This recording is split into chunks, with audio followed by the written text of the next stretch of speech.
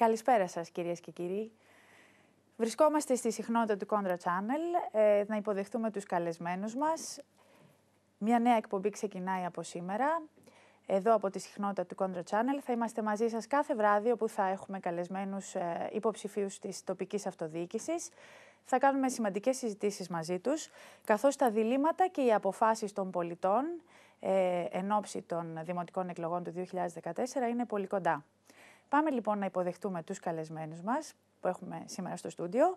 Θα συνομιλήσουμε μαζί τους για πολύ σημαντικά θέματα. Σε πρώτη φάση θα ασχοληθούμε με το γενικό πλαίσιο της τοπικής αυτοδιοίκησης και τις προτάσεις που έχουν να δώσουν στους πολίτες και στους δημότες. Να καλωσορίσουμε τον κύριο Ανδρέα Πολυζογόπουλο, εντεταλμένος Περιφερειακός Σύμβουλος Βιομηχανίας, Ενέργειας και Φυσικών Πόρων Αττικής.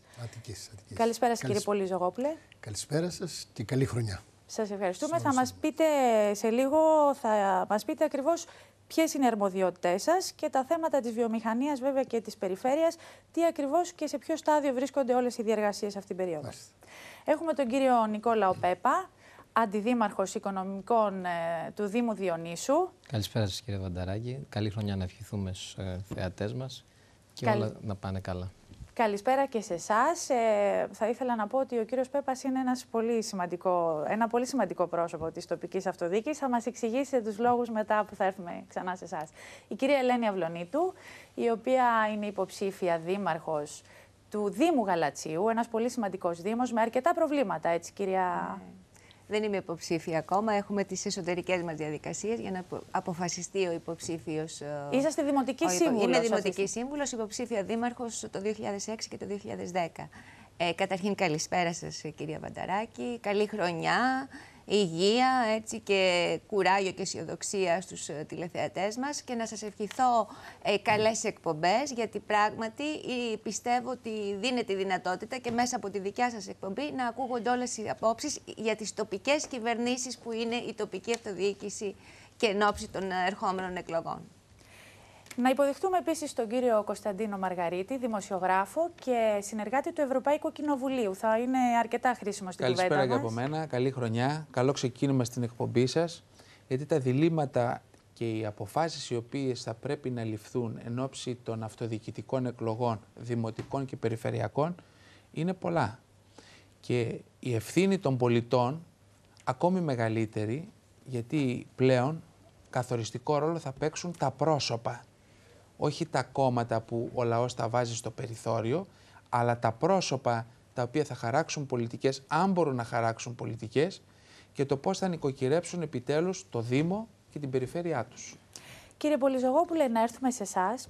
Θα ήθελα να μας πείτε, καταρχήν είστε ένας παράγοντας σημαντικός σε μία από τις πιο σημαντικές περιφέρειες της Ελλάδας. Δεν το συζητώ, πράγματι έτσι είναι. Είναι η μεγαλύτερη περιφέρεια της Ελλάδας, που μπορώ να θεωρήσω ότι ο μισός πληθυσμός βρίσκεται εδώ, άρα η μισή Ελλάδα αφογκράζεται πάντα τις προσπάθειες της δικές μας. Η περιφέρεια αφογκράζεται τις προσπάθειες της κοινωνίας. Πιστεύω ότι στην πλειονότητά της ο λαός της Αττικής σέβεται και έχει άποψη για την περιφέρεια Αττικής ότι πραγματικά παράγουμε ένα μεγάλο έργο. Γιατί δεν βρίσκουμε πολίτες που να παραπονούνται από την πλευρά τη δική μας. Ωστόσο, είναι σε εξέλιξη μεγάλα έργα αναπτυξιακά, τα οποία βέβαια είναι και στην αρμοδιότητά σας ως υπεύθυνος, εντεταλμένος. Ναι, πολλά έργα βρίσκονται από πλευράς περιφέρειας, αλλά η αρμοδιότητά μου εμένα είναι απλώς εποπτεύω την βαριά βιομηχανία περισσότερο και λιγότερο τα έργα. Τα έργα είναι άλλοι τομείς, είναι ο Περιφερειάρχης επικεφαλής στα Σκουπίδια, ας πούμε, που είναι ένα μεγάλο έργο, και όσα έργα έχει αρχίσει η περιφέρεια ήδη έχουν βγει και στον αέρα. Όπως παραδείγματος χάρη το μεγάλο έργο της αποχέτευσης της Αττικής, που είναι Παιανίας Κοροπίου, η αποχέτευση, το νέο έργο μεγάλο, που θα έχουμε το λιγότερο 50.000 βόθρους να εξαφανίζονται από την υδροφόρο ορίζοντα της Αττικής. Ακούν οι τηλεθεατές μας τη λέξη βαριά βιομηχανία. Έχουμε βαριά βιομηχανία? Αυτή που είχαμε δεν έχει κλείσει τίποτε. Όλες οι βιομηχανίες δουλεύουν. Δεν στην έχει Ελλάδα, κλείσει. όχι. Νομίζω ότι η μεταποίηση έχει πληγεί περισσότερο. Και όσες βιομηχανίες φύγανε ήταν ξένες εταιρείες που κάποιοι δεν τις ήθελαν εδώ, τις πολυεθνικές. Θέλαν να τους διώξουν από την Ελλάδα και δυστυχώς τα καταφέρανε. Είτε έμεσα είτε με άμεσο τρόπο. Ο εξυγχρονισμός σε επίπεδο ρήπων έχει γίνει στη βαριά βιομηχανία τα τελευταία χρόνια. Ποια είναι η δική σας... Εμείς, όπως γνωρίζετε από την πλευρά της περιφέρειας, έρχονται και εγκρίνουμε τις περιβαλλοντικές μελέτες. Εκεί πράγματι οι μελέτες γίνονται σήμερα πια ολοκληρωμένες και σύμφωνα με τα ευρωπαϊκά επίπεδα. Από εκεί και πέρα, εάν δεν εφαρμόζεται η μελέτη, αυτό είναι θέματα ελέγχου από εκεί και πέρα κάποιων άλλων υπηρεσιών. Τον έλεγχο δεν τον έχει η περιφέρεια? Το έχει ένα μέρος και η περιφέρεια, αλλά θα πρέπει να έχεις και το ανάλογο προσωπικό για να μπορέσεις να καταφέρεις και να έχω αυτή τη στιγμή μία εικόνα από πόσους ελέγχους έχουμε κάνει και τι έχουμε βρει. Αλλά στην πλειονότητά τους οι υπηρεσίες δουλεύουν στο 100% και έχουμε τα θετικά αποτελέσματα, γιατί δεν υπάρχουν μεγάλα προβλήματα. Εγώ ήθελα να ρωτήσω κάτι, αν μου επιτρέπετε. Παρακαλώ. Ήθελα να ρωτήσω, δηλαδή, έχουμε βαριά βιομηχανία στην Αττική, άρα δεν χάσαμε θέσεις απασχόλησης, άρα το επιχειρήν πάει πάρα πολύ καλά, άρα δημιουργούμε πλεόνασμα, άρα έχουμε οικονομικά αποθέματα στην περιφέρεια Αττικής. Συμφωνούμε σε αυτή τη σκέψη μου? Όχι, η περιφέρεια Αττικής έχει άλλους πόρους, δεν έχει μέσα από τη βιομηχανία. Εγώ θέλω στο δικό. Είπατε πάει καλά η βαριά βιομηχανία. Ναι, δεν έκλεισε καμιά βαριά βιομηχανία, καλά. Άρα δεν χάσαμε θέσεις απασχόλησης. Άρα οι κάτοικοι της Αττικής, αυτοί που δουλεύαν στη βαριά βιομηχανία, έχουν τις δουλειές τους και αμείβονται κανονικά. Άρα εσείς ως περιφέρεια εισπράτετε αυτά τα οποία εισπράτετε, άρα έχετε και αποθέματα. Σαν περιφέρεια, ναι, έχουμε αποθέματα, αλλά δεν είναι. Όχι, έτσι πως τα λέτε εσείς, εγώ ερμηνεύω εσάς. Για να καταλάβω δηλαδή τώρα τι γίνεται. Εγώ δεν αναφέρθηκα. Γιατί εγώ θεωρώ ότι τώρα μας λέτε θέατρο, ένα ωραίο, από τις βιομηχανίες. Μια ωραία έκθεση ιδεών μου λέτε τώρα. Αν πραγματικά ισχύει, αν ονειρεύεστε κάτι τέτοιο, άλλο. Θα μου πείτε είναι το πλάνο μας 2014-2019. Αλλά αυτή τη στιγμή δεν θεωρώ ότι υπάρχει βαριά βιομηχανία και μην κοροϊδεύουμε τον κόσμο και του λέμε πράγματα εφάνταστα.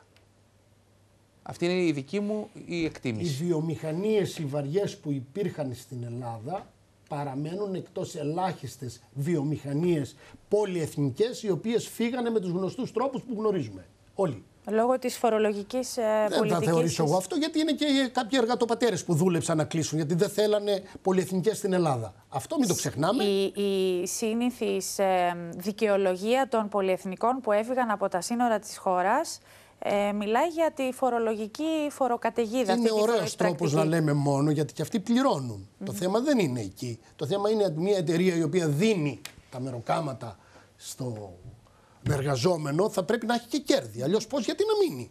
Όταν ο ίδιος ο εργαζόμενος δεν προσφέρει τις υπηρεσίες έτσι ώστε να έχει κέρδη η ίδια εταιρεία, τι θα κάνει?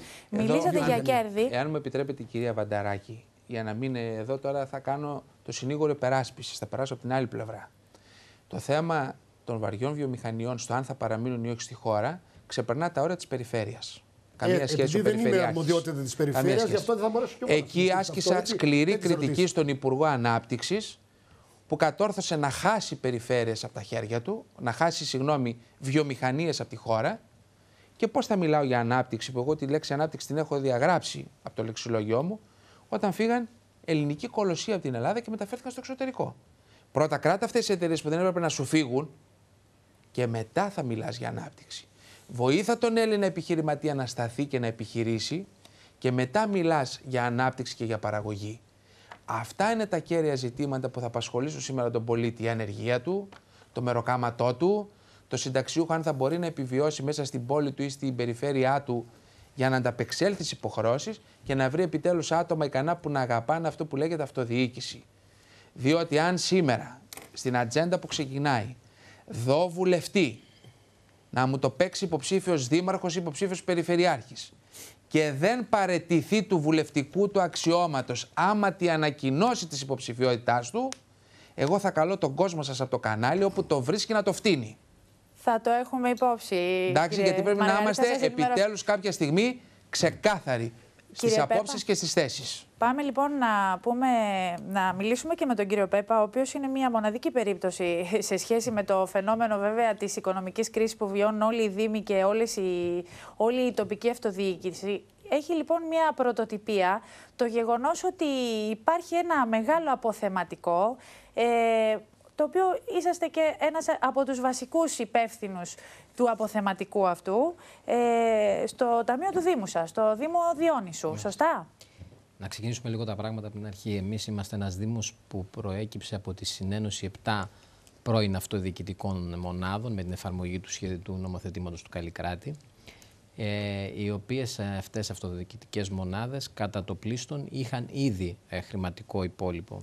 Αυτό λοιπόν μας έδωσε ήδη ένα μεγάλο ποσό, το οποίο με τη συνένωση των 7 αυτών αυτοδιοικητικών μονάδων ενοποιήθηκε και αυτό και καταφέραμε όχι μόνο να το κρατήσουμε, αλλά και να το αυξήσουμε λίγο μέσα σε αυτή τη δυσκολία που βιώνουμε τα τελευταία 3 χρόνια. Υπ' αυτήν την έννοια λοιπόν θεωρώ ότι είναι ένας από τους ελάχιστους δήμους που έχει τη δυνατότητα να έχει αυτό το μεγάλο ποσό στα ταμεία του. Πράγμα που δεν ισχύει για το μεγαλύτερο ποσοστό των δήμων της χώρας, έτσι. Δεν είναι κάτι το περιγράφεται σαν κάτι το οποίο είναι συνηθισμένο, όμως δεν είναι συνηθισμένο.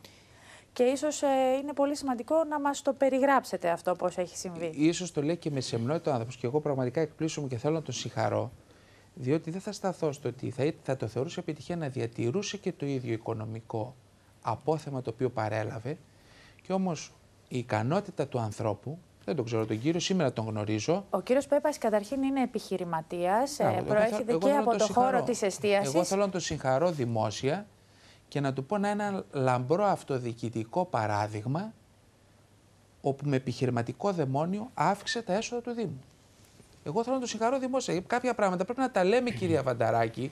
Έτσι πρέπει να πορευθούν οι Δήμοι και να δημιουργήσουν και νέες πηγές εσόδων. Εκείνο που το βασικό που εφαρμόσαμε στη δική μας περίπτωση μαζί με τους συνεργάτες μου, τους υπηρεσιακούς στο Δήμο, ήταν καταρχάς να κάνουμε μια πολύ αυστηρή απογραφή του τι παραλάβαμε από τους πρώην Δήμους και κοινότητες που συνενωθήκαμε και μετέπειτα να ιεραρχήσουμε και τις ανάγκες μας και να επιτύχουμε οικονομίες κλίμακος, ομογενοποιώντας αυτές τις ανάγκες και κάνοντας κατά το δυνατόν κάνοντας οι αναθέσεις και οι διαγωνισμοί που προέκυψαν να είναι ομαδοποιημένοι και να μπορέσουμε μέσω από αυτόν τον τρόπο να επιτύχουμε αυτό που είπα νωρίτερα, οικονομίες κλίμακας. Όσον αφορά τα έσοδα του Δήμου, μπορείτε να μας πείτε κάποιους πόρους που έχετε έσοδα? Ο συγκεκριμένος Δήμος στον οποίο αναφερόμαστε έχει τη δυνατότητα να έχει βιομηχανικές περιοχές σε 3 πρώην Δήμους, στην Άνοιξη, στον Άγιο Στέφανο και στο Κρυονέρι. Οπότε να έχει από εκεί τη δυνατότητα να εισπράττει και κάποια μεγαλύτερα ποσά, επειδή υπάρχουν αυτές οι βιομηχανίες που δραστηριοποιούνται μέσω των τελών. Και επίσης είναι μια περιοχή η οποία έχει γνωρίσει τα προηγούμενα τουλάχιστον χρόνια μια πολύ μεγάλη οικιστική ανάπτυξη και αυτό της έχει προσφέρει τη δυνατότητα και μέσω των τελών να εισπράττει και από τα κίνητα που έχουν δημιουργηθεί και τις μικρότερες επιχειρήσεις βέβαια, οι οποίες δεν είναι πάρα πολλές, αλλά και αυτές συνεισφέρουν στο συνολικό δημοτικό κορβανά. Δημοσιεύματα των τελευταίων ημερών σας έχουν ότι έχετε πάρει το χρήσμα ως υποψήφιος δήμαρχος. Θα σας δούμε υποψήφιο δήμαρχο? Αυτό δεν είναι κάτι που θα σας το επιβεβαιώσω αυτή τη στιγμή. Βρίσκομαι σε συζητήσεις, αφουγκράζομαι την κοινωνία, μιλώ με φίλους, με δημότες και να είστε βέβαιοι ότι θα κάνω την τοποθέτησή μου πολύ σύντομα, πάντοτε με γνώμονα τις δυνατότητες που έχω να προσφέρω και προς το κοινωνικό σύνολο, είτε στον έναν είτε στον άλλο βαθμό τοπικής αυτοδιοίκησης. Η βασική μου προϋπόθεση δεν είναι μόνο οι προσωπικές μου φιλοδοξίες, αυτές κάποια στιγμή θα πρέπει να τις αφήνουμε στην άκρη, αλλά να μπορούμε να ακούμε την κοινωνία και να προσφέρουμε με γνώμονα τις απαιτήσεις και τις ανάγκες που διαμορφώνονται κάθε χρονική στιγμή. Η επαγγελματική σας ιδιότητα σας έχει βοηθήσει σε αυτή την οικονομική διαχείριση που έχετε χρησιμοποιήσει μέχρι στιγμής, δηλαδή το μοντέλο της διαχείρισης οικονομικής που έχετε λειτουργήσει όλο αυτό το διάστημα? Έχει παίξει ρόλο η επιχειρηματική σας δραστηριότητα? Από το χώρο της εστίασης προέρχεστε, έτσι δεν είναι? Ναι, ναι.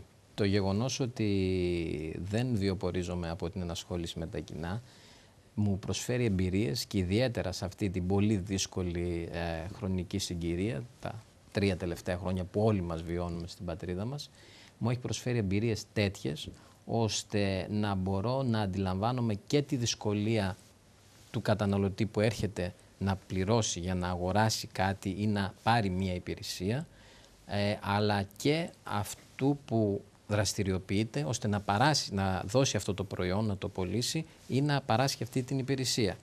Κατά συνέπεια, είμαι εις θέση να αναγνωρίζω και το κάθε ευρώ που βγαίνει μέσα από αυτό το Δήμο, τι αξία έχει, πόσο εύκολο είναι να εισπραχθεί ή δύσκολο και μετά πόσο εύκολο ή δύσκολο είναι να αποδοθεί.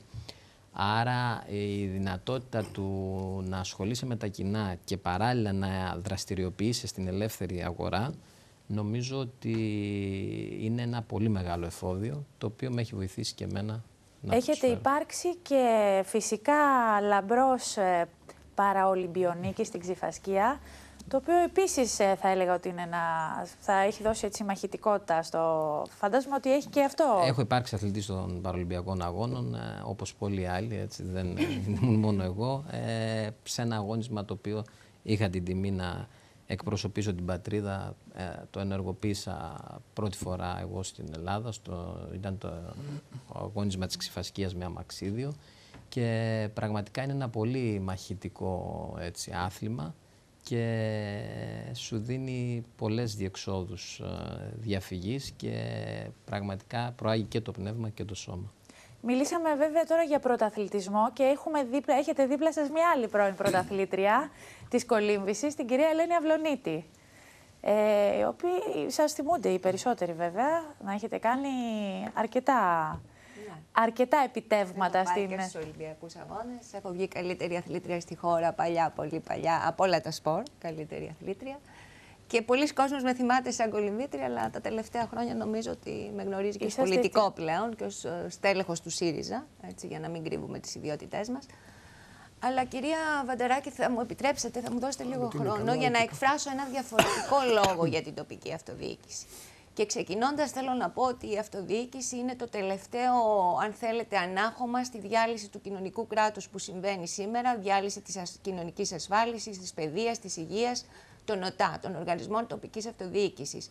Η τοπική αυτοδιοίκηση θα έλεγα ότι είναι ο μοχλός της κοινωνικής αλληλεγγύης και κοινωνικής συνοχής στη χώρα μας, γιατί διαθέτει τέτοιες δομές, έτσι, προνοιακές δομές, δομές για όλο τον κόσμο, οι οποίες είναι διαχρονικές.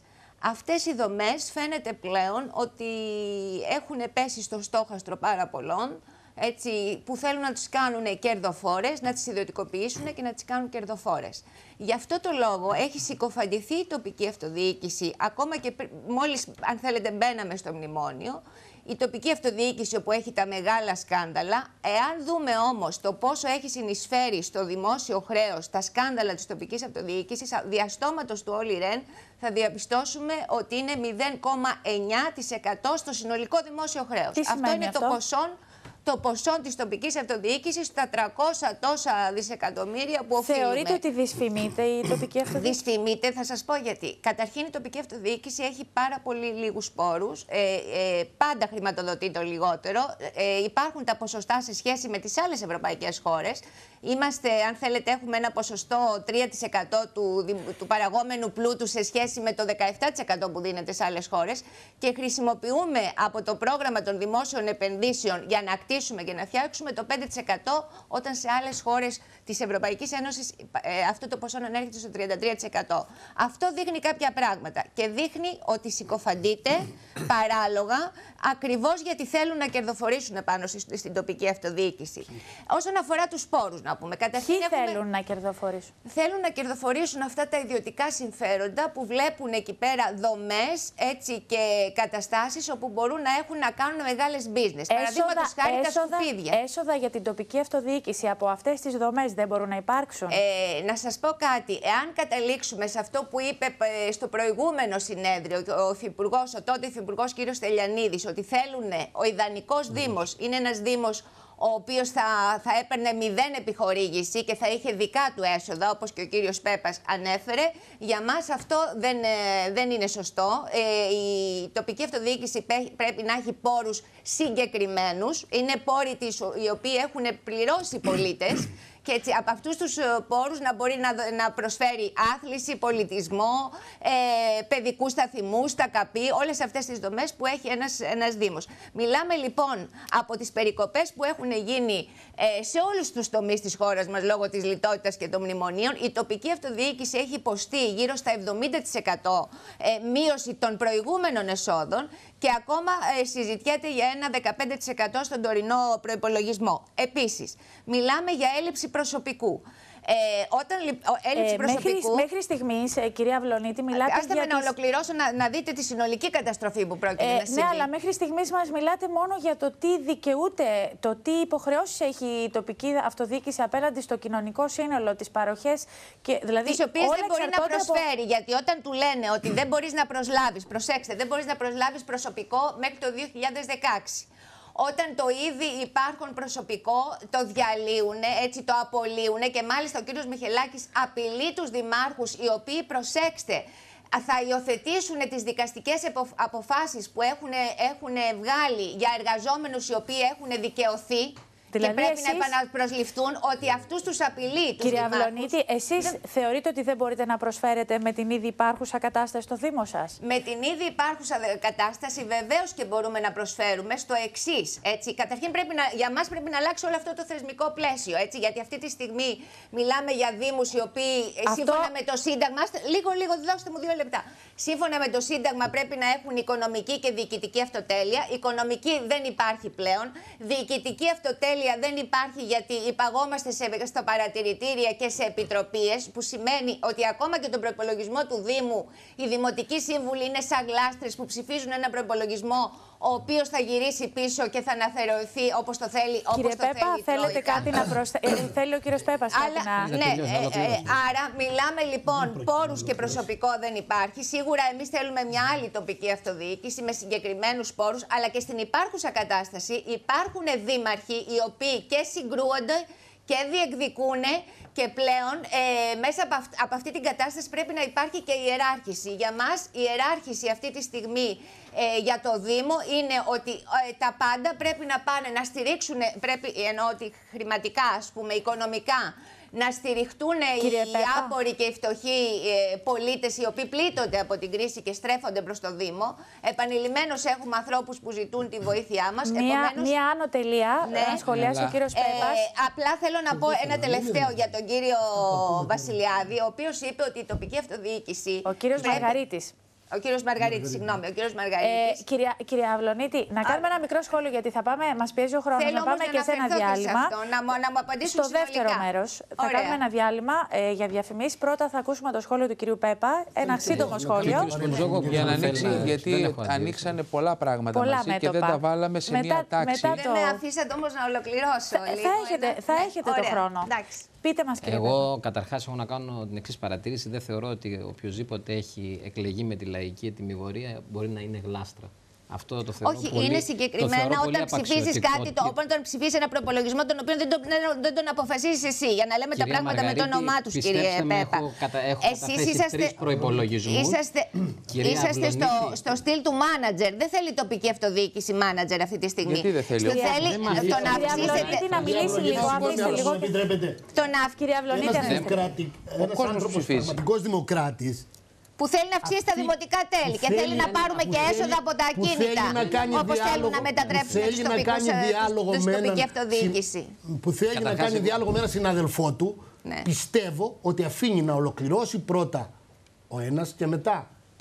Εντάξει, δεν χρειάζεται συνήγορο, κύριε. Από την άλλη πλευρά, μιλάμε για τοπική αυτοδιοίκηση και εδώ πήγαμε να λύσουμε τα θέματα της κεντρικής πολιτικής. Μπήκε στη μέση. Κύριε Πολυζωγόπουλε, μην μιλάτε κι εσείς που ψηφίζετε τις μελέτες περιβαλλοντικών επιπτώσεων για τον Αστέρα. Για τον Αστέρα. Και να ψηφίσετε για να το καλύτερο φυλέτο στην χώρα. Διακόπτουμε για ένα μικρό διάλειμμα και επανερχόμαστε. 200 κατοικίες εκεί πέρα να χτίσουν. Περιμένω να μου δώσετε τις απαντήσεις και θα σας κάνω κάποιες ερωτήσεις σχετικά με την προσωπική.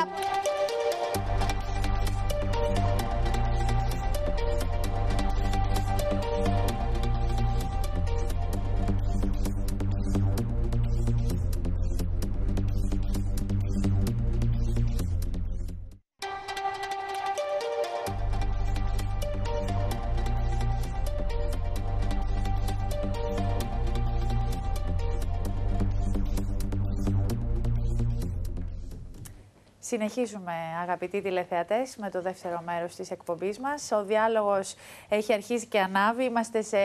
Προβλέπετε, αναμένετε ότι το κλίμα θα είναι προεκλογικά, θα είναι πολύ καυτό, έτσι κύριε Πολυσογόπουλε? Πάρα πολύ καυτό.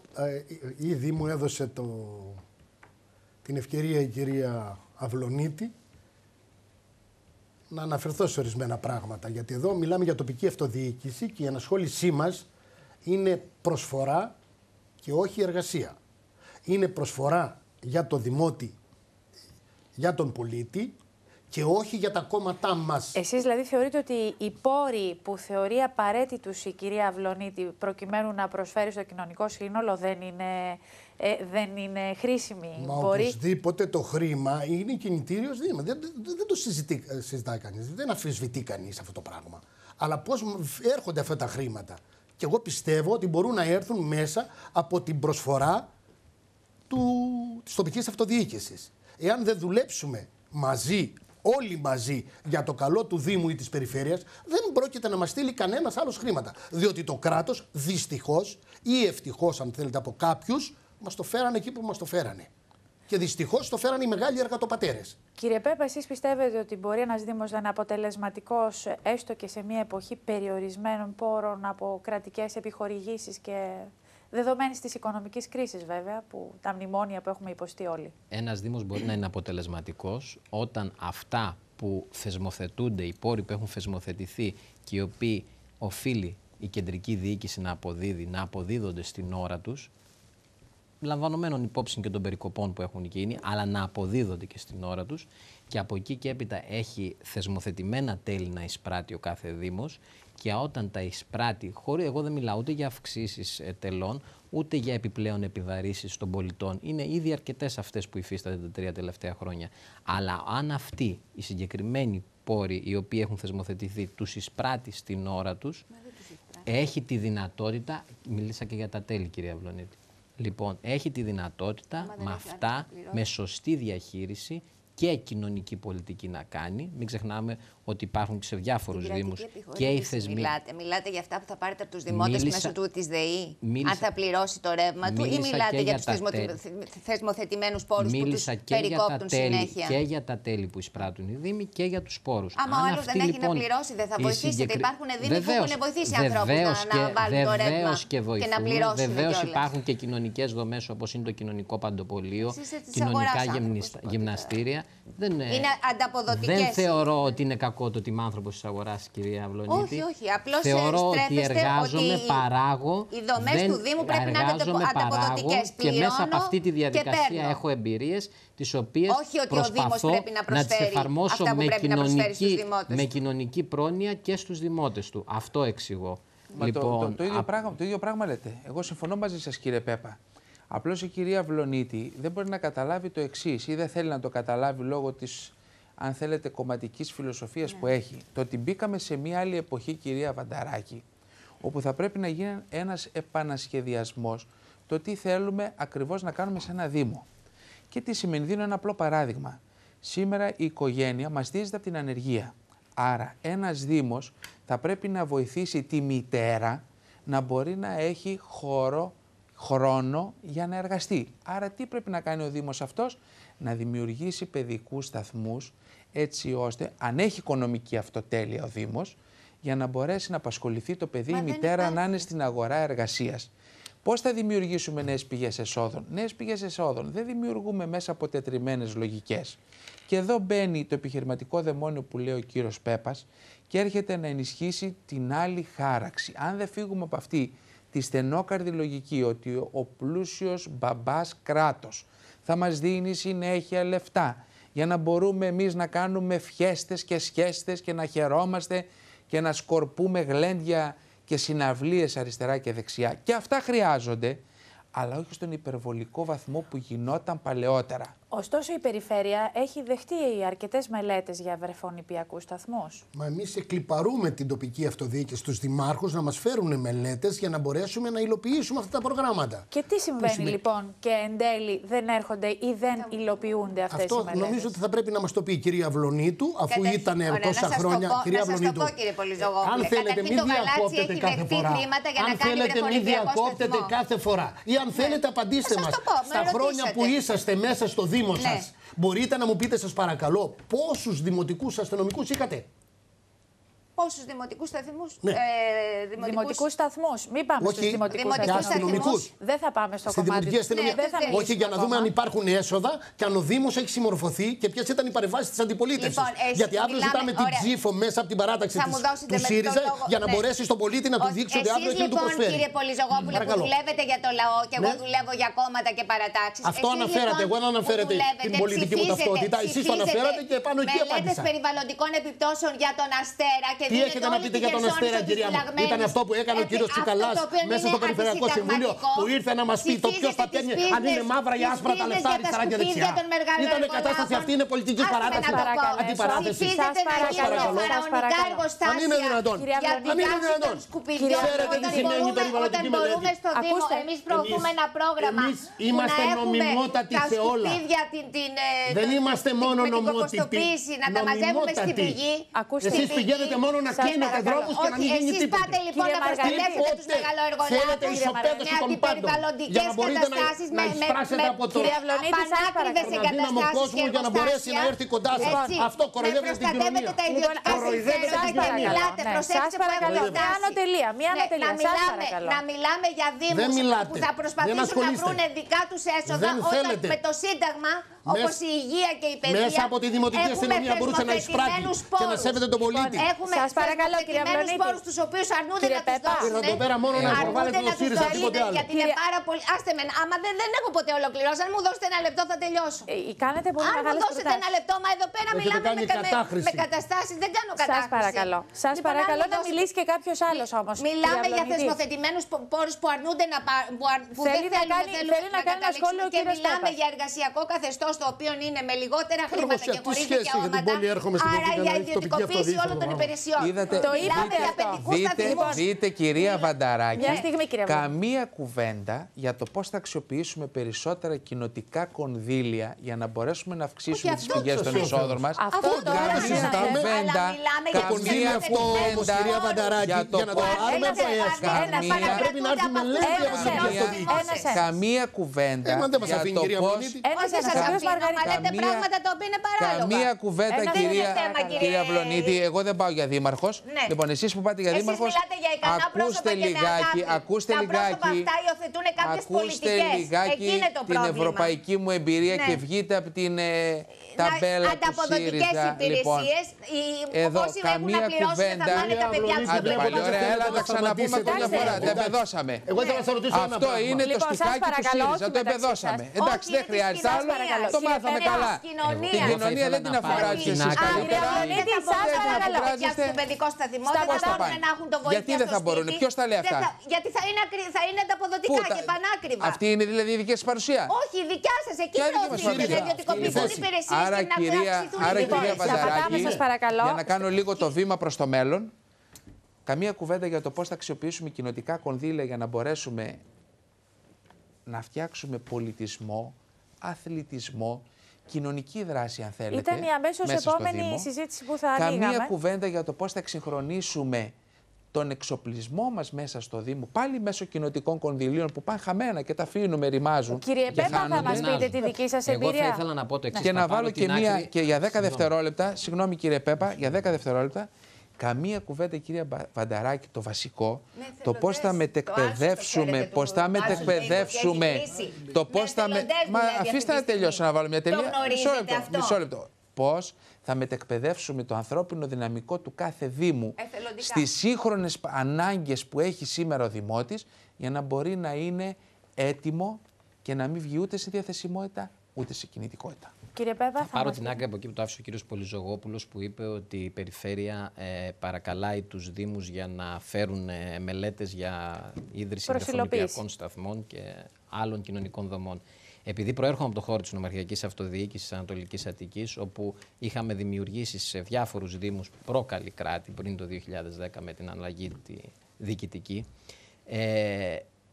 και είχαμε δημιουργήσει πάρα πολλούς παιδικούς σταθμούς και βρεφονιπιακούς σε όλη την επικράτεια της Ανατολικής Αττικής. Έχω να πω το εξής, για να μην αδικούμε απολύτως και τους δήμους. Αυτή η αυτοδιοικητική μεταρρύθμιση που έγινε με την εφαρμογή του νόμου Καλλικράτης δεν ήταν απολύτως έτοιμοι οι δήμοι για να περάσουν σε αυτή τη νέα μεγάλη πραγματικότητα. Αυτό είναι γεγονός. Αυτό λοιπόν δεν τους δίνει τη δυνατότητα να έχουν τις μελέτες αυτές που θα τις αποστείλουν στην περιφέρεια προς υλοποίηση. Τι λείπει, τι απουσιάζει μέχρι στιγμής, τι χρειάζεται? Ένα τεράστιο νομοθέτημα, μια τεράστια μεταβολή στην αυτοδιοικητική πραγματικότητα της χώρας που δεν βρήκε τους δήμους έτοιμους για να την εφαρμόσουν σε όλες τις υπηρεσίες. Κυρία Μαργαρίτη, επιτρέψτε μου, και εγώ έχω πολιτική ταυτότητα, αλλά ας μιλήσουμε αυτοδιοικητικά αυτή τη στιγμή. Δεν σας έχω διακόψει καθόλου. Επιτρέψτε μου. Μα έγινε για να καλυφθεί το κενό, όχι για τις ανάγκες του. Αφήστε λίγο τον κύριο Πέπα, σας παρακαλώ.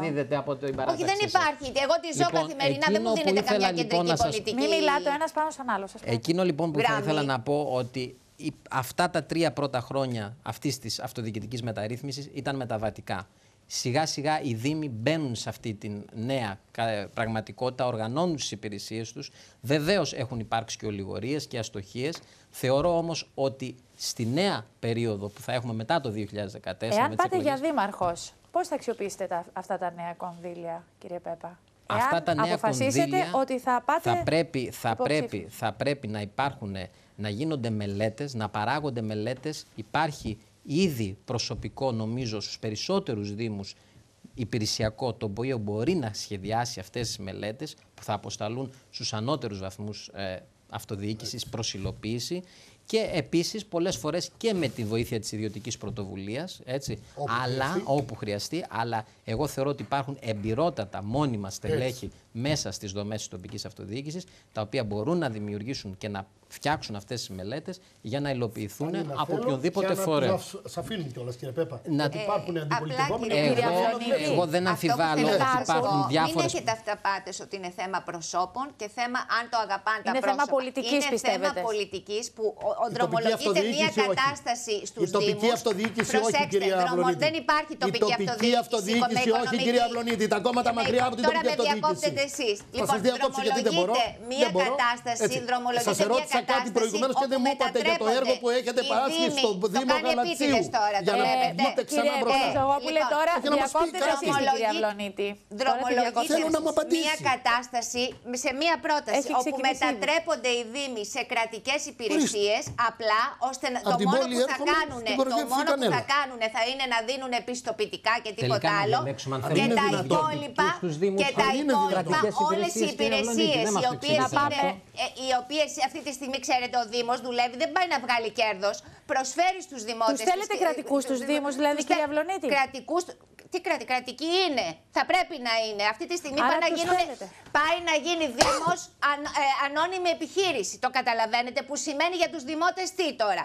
Ότι όλες οι υπηρεσίες που προσφέρονται στο Δήμο, ακόμα και επιζημία του, έτσι θα πρέπει να ιδιωτικοποιηθούν και θα είναι ανταποδοτικές. Δηλαδή αν ο Δήμος αν ο κάτοικος έχει να πληρώσει για να του μαζευτούν τα σκουπίδια, για να στείλει τα παιδιά τους παιδικούς σταθμούς, για να πάει ο πιο ηλικιωμένος στα καπί, για σχέδια αθλητικά και πολιτιστικά, αυτά θα πρέπει να τα πληρώνει, γιατί ήδη πληρώνονται.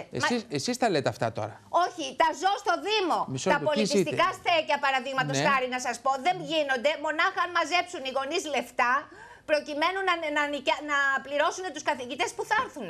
Παλιά ο Δήμος. Έχετε βιοτεχνίες, έχετε μαγαζιά, τα έσοδα, πείτε μας, και πώς γίνεται η διαχείριση? Άρα τι είπαμε, μισό λεπτό, τι είπαμε, κυρία Αυλονίτη? Δεν υπάρχει τίποτα πια. Και δεν το καταλάβατε. Και προσέξτε το τελικό, μία πρόταση. Δεν το καταλάβατε, κυρία Αυλονίτη. Δεν το καταλάβατε. Τελευταία, ξέρετε που στοχεύουν? Αυτό που είπε ο Πρωθυπουργός, ότι ακόμα και τα χαράτσια για τα ακίνητα, για τα ακίνητα θα πάνε στους Δήμους, προκειμένου ο Δήμος που μιλάνε εδώ οι κύριοι να μαζέψουν τα έσοδα που χρειάζονται από τα χαράτσια του φόρου ακίνητης περιουσίας. Τελείωσε η πρόταση. Κύριε Αυλονίτη, για αυτά θα παλέψουμε. Θα παλέψουμε με τη συμμετοχή των ανθρώπων, με τα δημοψηφίσματα. Λοιπόν, ενάντια σε αυτές τις πολιτικές. Η δουλειά ξέρετε ποια είναι ενός υποψηφίου δημάρχου, κυρία Αυλονίτη, γιατί πολλά τα λέτε τώρα. Φτάνει. Η δουλειά ενός υποψηφίου δημάρχου είναι να έχει ατζέντα. Όχι να κάνει δημοψηφίσματα. Ο λαός επιλέγει τον αρχηγό του. Ο λαός επιλέγει τον αρχηγό του στην τοπική κοινωνία για να παίρνει αποφάσεις. Όχι για να κάθεται και να κάνει δημοψηφίσματα και να χάνει χρόνο. Του κόσμου. Συμμετοχή υπάρχει. Αποφασίζει ο μάνατζερ. Αποφασίζει ο δήμαρχος που έχει εκλεγεί με λαϊκή εντολή. Ακούστε με, υπάρχει χρόνο. Σας παρακαλώ. Αυτό που είπαμε, η κυρία Βανταράκη. Διακόπτουμε εδώ. Σας παρακαλώ λίγο. Όχι, θέλω να θέσω ένα θέμα το οποίο εδώ και 5 λεπτά. Να ξεκαθαρίσουμε λίγο κάτι το οποίο έμεινε στον αέρα. Κλείστε, χωρίς διάλογο μεταξύ σας. Όχι, δεν κάνουμε διάλογο. Όταν είπα να αξιοποιήσουμε το ανθρώπινο δυναμικό στον κάθε Δήμο, μπορεί να έχουμε μέσα καθηγητές, μπορεί να έχουμε μουσικούς. Το είπαμε αυτό, το είπε και ο κύριος Μπέκμας, το ίδιο πράγμα λέμε. Παίρνουμε αυτό ακούστε, το για να είναι λίγο προσωπικό παραγωγικός ο και το διάλογος, μην βάζουμε λέμε στα τα ίδια στέκια που θέλουμε, χωρίς καμία επιβάρηση. Ακούστε, για να είναι λίγο παραγωγικός ο διάλογος και οι τηλεθεατές μας λίγο να ενημερωθούν και για τα θέματα που τους απασχολούν.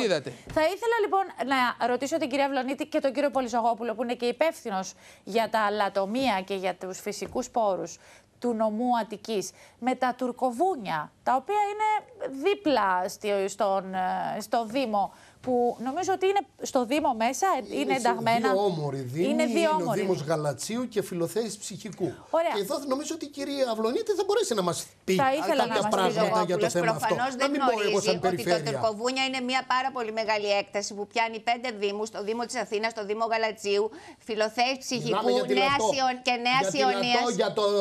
Νέας Ιωνίας. Αυτή λοιπόν η Δήμη. Εγώ μιλάω συνολικά για ο άνθρωπος δηλαδή νομίζει, δεν ξέρω τι να πω. Λοιπόν, προσέξτε τα τουρκοβούνια αυτά. Λοιπόν, οι Δήμοι αυτοί έχουν φτιάξει ένα σύνδεσμο για την ανάπλαση και προστασία των τουρκοβουνίων. Ωστόσο, υπάρχει μεγάλο πρόβλημα. Το πρώτο πράγμα που έγινε εκεί και υπήρχαν κάποια χρήματα και έγινε τα προηγούμενα χρόνια είναι να χαρτογραφηθεί ο χώρος, γιατί ανήκουν εκεί πέρα, υπάρχουν οικόπεδα που ανήκουν σε κάποιους και σε ιδιώτες και πρέπει αυτά να φύγουν, να αποδοθεί ο χώρος ελεύθερος. Εσείς έχετε κάνει μέχρι τώρα κάτι γι' αυτό? Λοιπόν, που είναι στο Δήμο σας? Συμπράττουμε λοιπόν σε αυτό το σύνδεσμο, κάναμε τη χαρτογράφηση του χώρου, γιατί υπάρχουν ιδιοκτησίες εκεί που πρέπει κάποια στιγμή να φύγουν και να απελευθερωθεί ο χώρος ώστε να δοθεί ως πνεύμονας πρασίνου. Εδώ, κυρία Βανταράκη, το ξέρετε ότι είχαμε αθλητικές εγκαταστάσεις μέσα στο δασικό χώρο, οι οποίες ήταν αυθαίρετες, οι οποίες τις έκτισε το ΙΠΕΧΟΔΕ. Όχι, δεν πάμε στο ίδιο πάμε. Οι αθλητικές εγκαταστάσεις που τις έκτισε το Υπουργείο, η Γενική Γραμματεία Αθλητισμού, και ήταν αυθαίρετες και έπρεπε να γκρεμιστούν. Το κολυμβητήριο που φιλοξένησε προπονήσεις για τους Ολυμπιακούς Αγώνες θα πρέπει να γκρεμιστεί, γιατί ήταν σε δασικό χώρο. Λοιπόν, όλα αυτά πρέπει να τακτοποιηθεί το ιδιοκτησιακό. Και όσο για τη Λατό που είπατε, το οποίο είναι ένα νταμάρι και είναι ένας χώρος ο οποίος πραγματικά πρέπει να καθαριστεί και για μας. Υπάρχει και μία σκέψη να σας πω, επειδή υπάρχει ένα θέμα που να τοποθετηθεί τον γκαράζ του Δήμου που βρίσκεται πάλι σε δασικό χώρο και πρέπει να φύγει, γιατί πληρώνει πρόστιμα, ότι με μία κατάλληλη επισκευή μήπως μπορεί να φιλοξενήσει και τον γκαράζ του Δήμου εκεί πέρα. Οπότε αυτό είναι κάτι που θα το δούμε. Ναι. Προτείνεται λοιπόν να γίνει γκαράζ.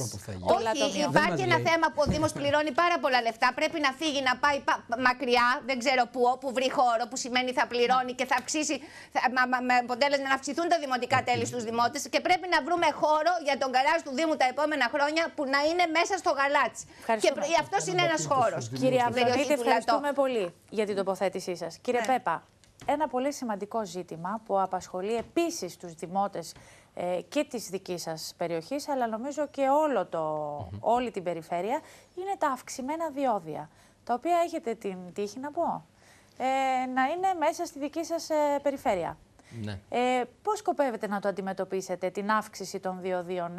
Ο κόσμος, ξέρετε, έχει τρελαθεί με τα διόδια. Η προσωπική μου άποψη σε αυτό θα σας καταθέσω, βεβαίως είναι και άποψη που έχει εκφραστεί και από το Δήμο, είναι να μην υπάρξει καμία περαιτέρω αύξηση, να μην εφαρμοστεί αυτή η αύξηση η οποία συζητείται τις προηγούμενες μέρες στα διόδια, όχι μόνο του Δήμου Διονύσου που είναι στην επικράτεια του Δήμου Διονύσου, αλλά θα έλεγα και στο σύνολο των διοδίων σε όλη τη χώρα. Εμένα με απασχολεί εν γέννη και το τι γίνεται στο σύνολο της πατρίδας μας, έτσι, δεν θα πρέπει να αυξηθούν, διότι όταν λένε οι εταιρείες ότι έχουν αυξηθεί τα κόστη, ότι ζητούν περισσότερα μάλλον χρήματα, θα πρέπει να λάβουμε υπόψη ότι έχουν μειωθεί και τα κόστη τα λειτουργικά αυτών των εταιρεών, διότι πέσαν και τα ημερομίσθια, τα υλικά τα οποία αγοράζουν για να κάνουν τις εξυγιάνσεις και τις επισκευές στους δρόμους, έχει πέσει και σε αυτά το κόστος. Μέσα στο Κατά Δήμο συνέπεια, σας. εγώ προσωπικά δεν δέχομαι, όχι μόνο και σαν πολίτης, αλλά και ως έχουν σχέση και με τα κοινά του Δήμου μας, καμία περαιτέρω αύξηση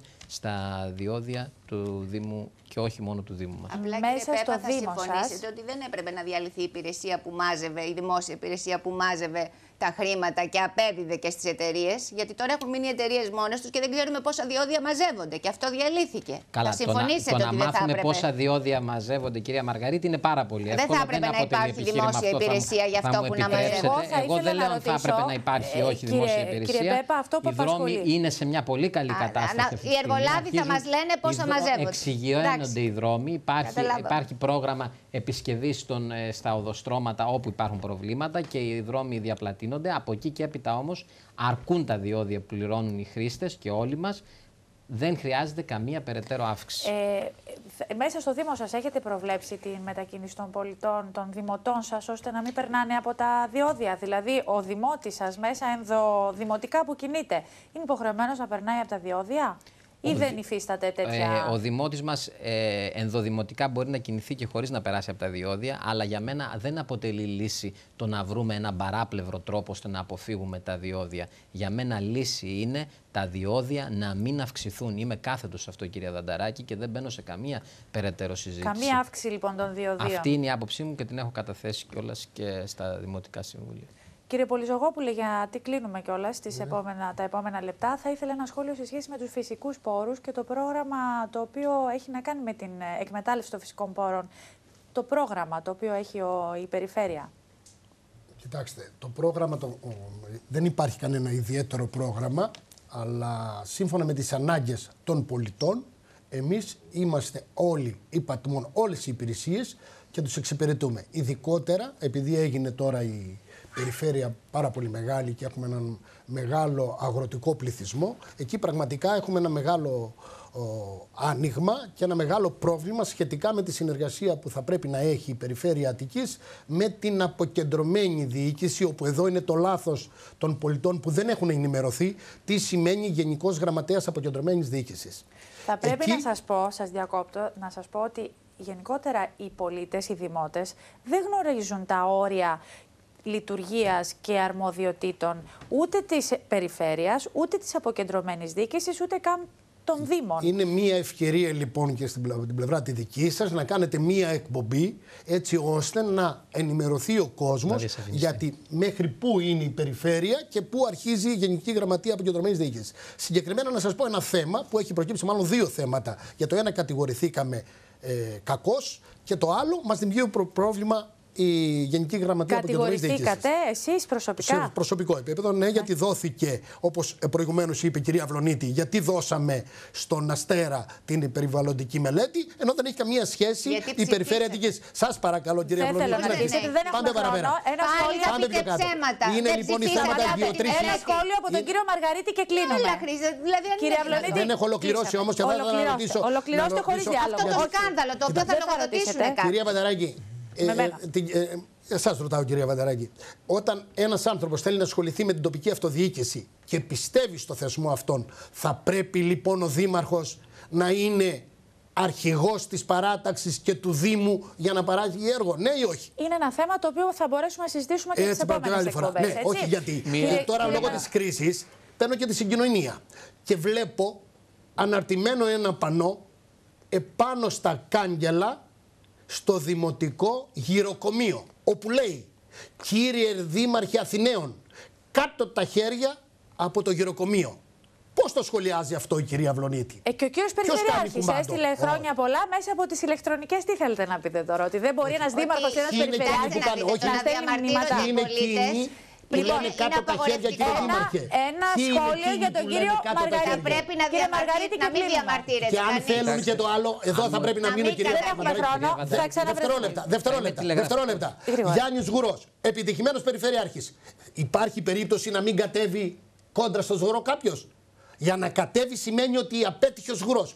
Άλλος δεν θέλει να αγαπάνε την τοπική αυτοδιοίκηση. Όχι, μπορεί να έχει εναλλακτική πρόταση. Όχι, σας παρακαλώ, κύριε Μαργαρίτη. Δηλαδή θα πρέπει να έχουμε έναν υποψήφιο. Ο κ. Πολυζωγόπουλος τα είπε όλα που στοχεύει. Μπορεί να έχει εναλλακτική πρόταση. Σημασία στην τοπική αυτοδιοίκηση, επειδή όλοι εδώ είμαστε από την τοπική αυτοδιοίκηση και την υπηρετούμε, έχει να αφουγκραζόμαστε καταρχάς τις τοπικές κοινωνίες και ποιες είναι οι ανάγκες τους και ποια είναι τα δικαιώματα και οι προτεραιότητες που πρέπει να υπάρχουν. Η τοπική αυτοδιοίκηση σήμερα, ιδιαίτερα σήμερα που υπάρχει αυτή η μεγάλη δυσκολία, λειτουργεί ως ανάχωμα. Μετά από όλα αυτά έρχεται η πολιτική μας τοποθέτηση και οι πολιτικές μας προτεραιότητες. Πρώτα απ' όλα όμως πρέπει να αφουγκραζόμαστε την κοινωνία και με γνώμονα αυτό να προχωρούμε. Κύριε Μαργαρίτη, ένα Τι σχόλιο. θα ήθελε να δει η κοινωνία? Αναδιάταξη όλων των αντιδημαρχιών και αντιπεριφερειών και λόγω της οικονομικής στενότητας και λόγω άλλων αναγκών που έχουν προκύψει μέσα στην κοινωνία. Κανείς δεν το θέτει, κανείς δεν το συζητά. Άρα, αν περιορίσουμε εκεί οι αντιδημαρχίες και αντιπεριφέρειες οι οποίες είναι μισθές, αν δημιουργήσουμε δομές τέτοιες που θα εξυπηρετούν τον πολίτη στο ρεύμα του, στο συσίτιό του, στην καθημερινότητά του, στην ποιότητα ζωής του που ούτε καν την αγγίξαμε, εμείς έχουμε μείνει ακόμη στους Χιτά. Η Χιτά είναι ξεπερασμένη πλέον και στην Ευρώπη. Και να αξιοποιήσουμε κλείνοντας τα κοινοτικά κονδύλια. Εκεί είναι το μέλλον. Δεν έχουμε καθόλου χρόνο. Θα έχουμε την ευκαιρία. Διαφάνεια, και για να υπάρχει διαφάνεια πρέπει να υπάρχει συμμετοχή. Έτσι και εμείς προωθούμε τη συμμετοχή του κόσμου με το συμμετοχικό προπολογισμό, με τα δημοψηφίσματα. Στα κρίσιμα ζητήματα πρέπει να λαμβάνει γνώση ο κόσμος και να αποφασίζει. Αγαπητοί τηλεθεατές, θα σας καληνυχτήσουμε. Να έχετε ένα καλό βράδυ. Θα είμαστε πάλι κοντά αύριο. Καλό σας βράδυ.